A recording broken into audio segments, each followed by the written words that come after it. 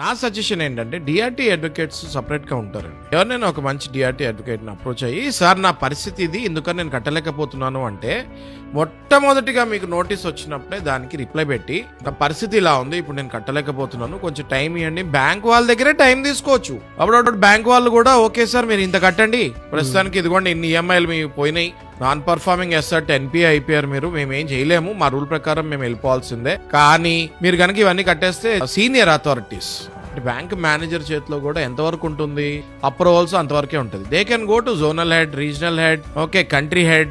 Banks లో system ఎట్లా ఉంటుందండి, country head, zonal head, regional head, cluster head, branch manager, ఇలా ఇన్ని ప్రోటోకాల్స్ ఉంటాయి. బ్రాంచ్ హెడ్ కాలేంది క్లస్టర్ చేయగలుగుతాడు, క్లస్టర్ చేయలేని జోనల్ చేయగలుగుతాడు, జోనల్ హెడ్ చేయలేని కంట్రీ హెడ్ కాకపోతే సిఇఓ దగ్గర నుంచి అప్రూవల్స్ తీసుకొని కొన్ని చేయొచ్చు. ఎప్పుడైతే క్లయింట్ మీకు మంచోడు అనిపిస్తాడో తప్పకుండా బ్యాంక్స్ కూడా కొన్ని బ్యాంక్స్ సహాయం చేస్తాయి, టైం ఇస్తాయి.